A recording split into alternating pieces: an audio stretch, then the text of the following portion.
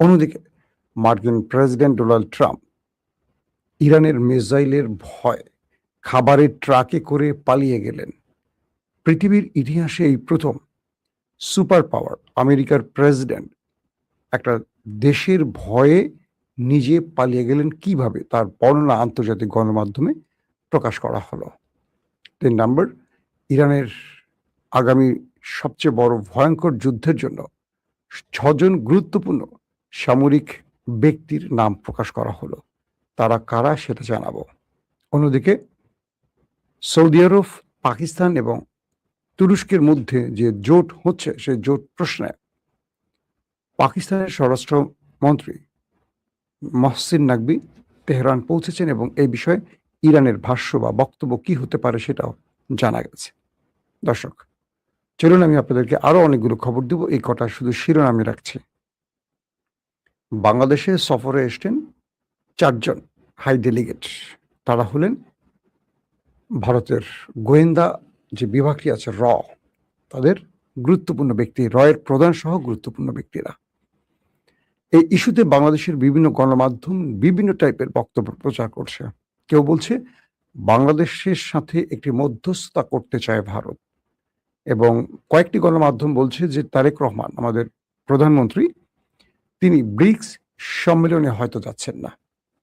সবকিছু মিলে হঠাৎ করে র প্রধান বাংলাদেশে কেন এলেন, তার উদ্দেশ্য কি, তার ভারতের পক্ষ থেকে বাংলাদেশকে কি বার্তা দেয়া হচ্ছে, কিংবা র প্রধান বাংলাদেশে আসায় আগামী দিনে বাংলাদেশের রাজনীতির হালচাল কি হতে পারে, এই সবগুলো বিষয় নিয়ে কিন্তু ভেতরে নানান রকম গুজব বা গুঞ্জন চলছে। আমরা বিশ্বাস করতে চাই যে নতুন সরকার ক্ষমতা বসছেন, যারা স্লোগান দিয়েছেন সবার আগে দেশ বা সবার আগে বাংলাদেশ, এই থিওরিটি যেন তারা বাস্তবায়ন করেন। দর্শক, আসেন আমরা এবার একটু আন্তর্জাতিক খবরে নজর দেই। হরমুজ প্রণালী নিয়ে ওমান ইরান আলোচনা উন্নত পর্যায়ে চলছে, এই দাবিটি করছে কাতার। কাতারের পররাষ্ট্র মন্ত্রণালয়ের মুখপাত্র মাজেদ আল আনসারি বলেছেন, হরমুজ প্রণালীতে নৌ চলাচলের ভবিষ্যৎ নিয়ে ওমান ও ইরানের মধ্যে আলোচনা একটি উন্নত পর্যায়ে পৌঁছেছে। সরকারের ভাষ্যমতে লোহিত সাগরে বাবাল মানদেব প্রণালীতে ইয়েমেনের হুতি বিদ্রোহীরা একটি অজ্ঞাত বাণিজ্যিক জাহাজে হামলা চালালে 3 জন নিহত হয়েছে। এই বিষয়ে হুতিদের পক্ষ থেকে তাৎক্ষণিকভাবে কোনো মন্তব্য পাওয়া যায়নি। এটি হলো, আপনাদের জানেন যে হরমুজ প্রণালী যেখানে ইরান বন্ধ করে রেখেছে, যেটাকে বলা হয় ইরানের নিউক্লিয়ার, হরমুজ হলো ইরানের নিউক্লিয়ার। তো সেখানে এই দুটো দেশ ওমান এবং ইরানের মধ্যে একটা আলোচনা চলছিল যে হরমুজ তারা কিভাবে মেনটেন করবে, পরিষেবা দেবে এই দুটো দেশ, সেই বিষয়ে আলোচনার এখন চূড়ান্ত পর্যায়ে আছে। এই বিষয়টি কাতারের পররাষ্ট্র মন্ত্রণালয় থেকে জানানো হয়েছে। এতে করে এই যে দুই দেশের মধ্যে আলোচনা চলছে, এতে করে এই অঞ্চল থেকে ইরান চাইছে মার্কিনীদেরকে হটাতে বা আউট করে দিতে।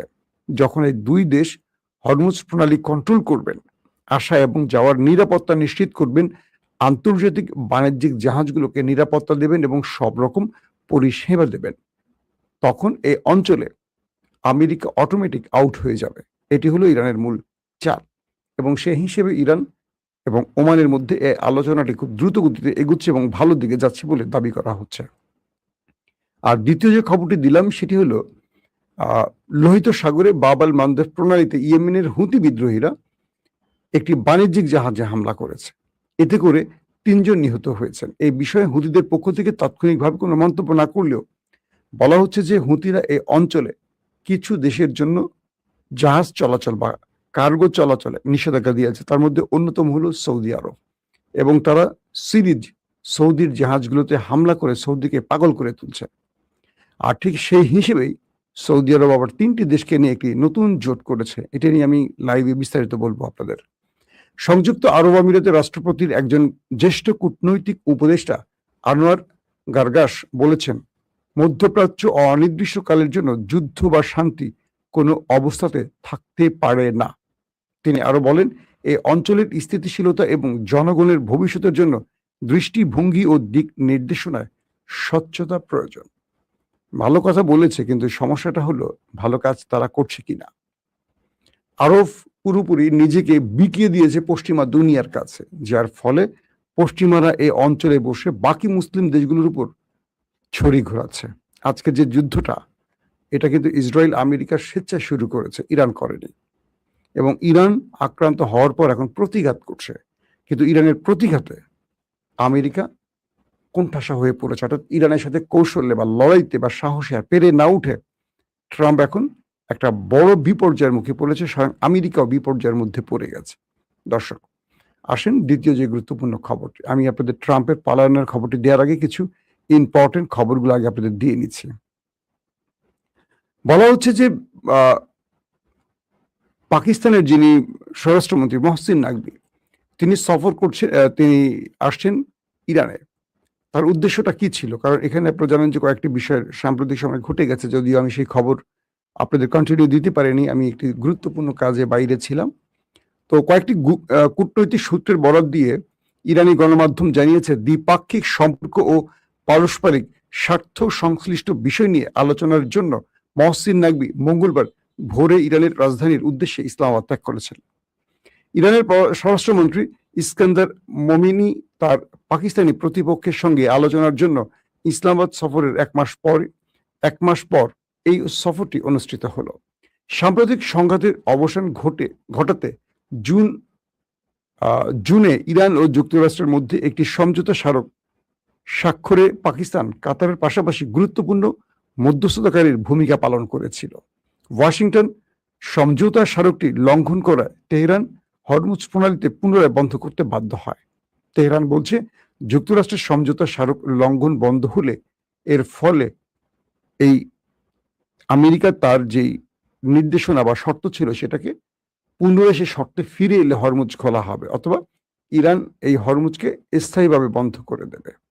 দর্শক, আপনারা জানেন যে ইরানের সশস্ত্র বাহিনীতে 6 জন ব্যক্তিকে পরিবর্তন করা হয়েছে। এরা খুবই গুরুত্বপূর্ণ ব্যক্তি। এদেরকে হঠাৎ করে দায়িত্ব দিয়েছেন আমাদের সর্বোচ্চ নেতা আয়াতুল্লাহ আলী খামেনির ছেলে, এখন নতুন যিনি আয়াতুল্লাহ হয়েছেন মুজতফা খামেনি।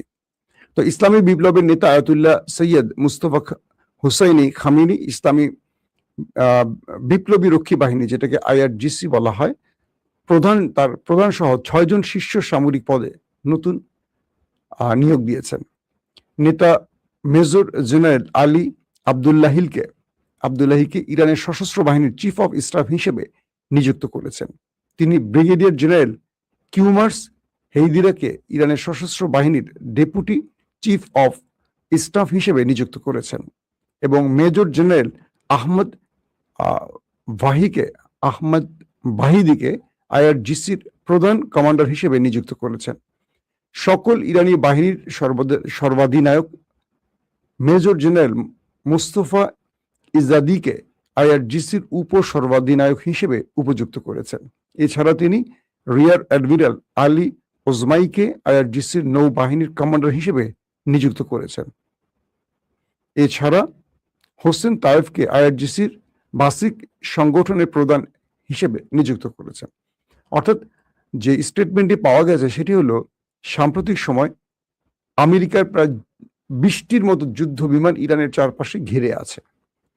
এই জন্য মুস্তফা খামেনি তার বাহিনীকে সর্বোচ্চ নির্দেশ দিয়েছেন আরেকটি যুদ্ধের জন্য, এবং এই নির্দেশনায় বলা হয়েছে আমেরিকাকে তারা বড় ফ্রেমে যুদ্ধে মোকাবেলার জন্য যেন সর্বোচ্চ প্রস্তুত থাকে।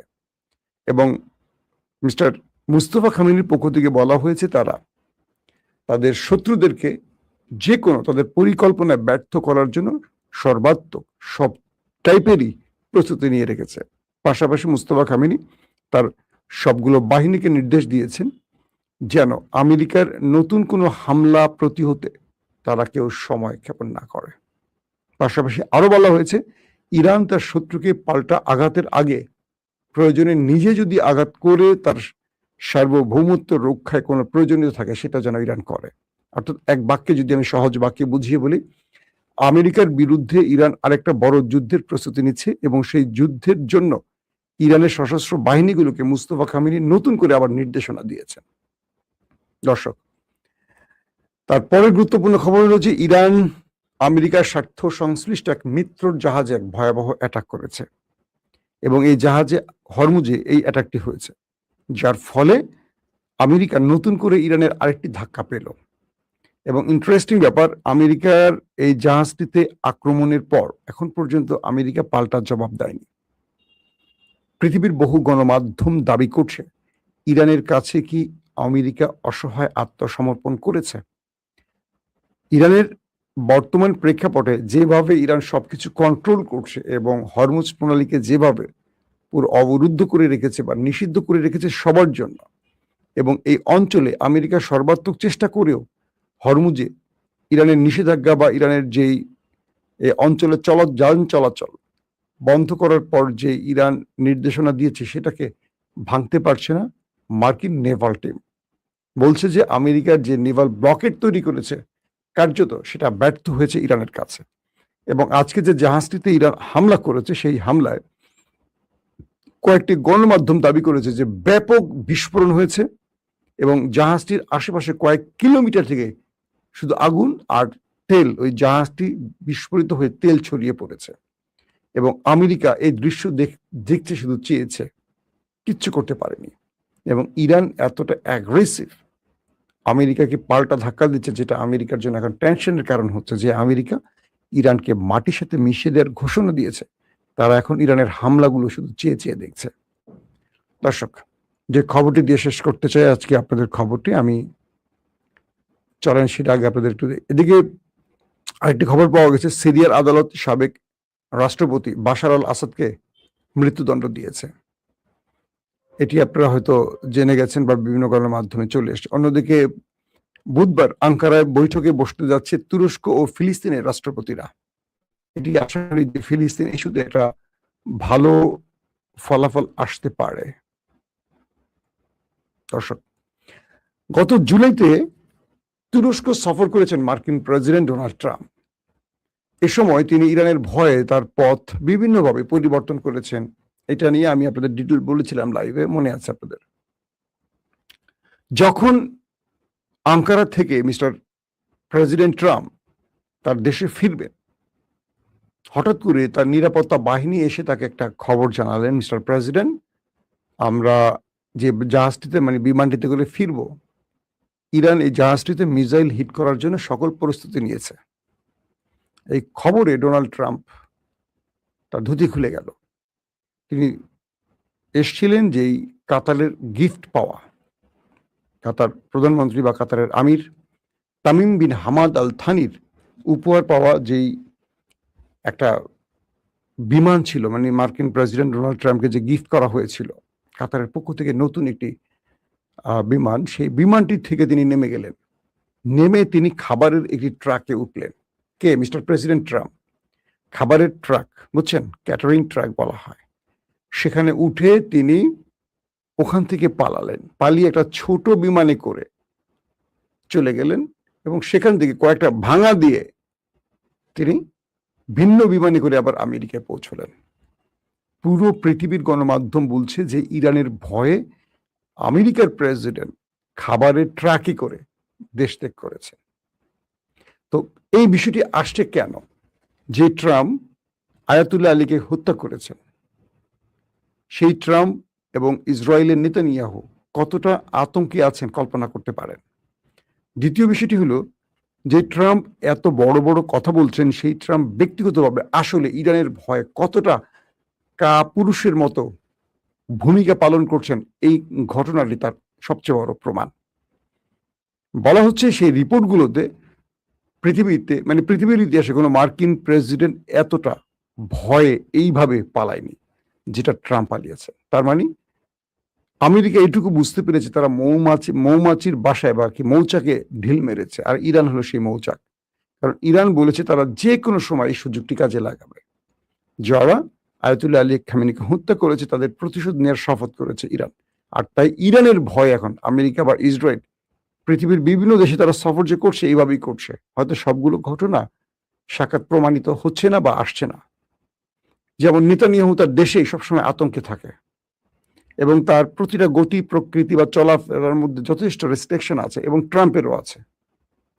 তো এক ইরানকে টোকা দিয়ে আমেরিকা ইসরায়েলের ঘুম মোটামুটি আমরা বলতে পারি হারাম হয়ে গেছে।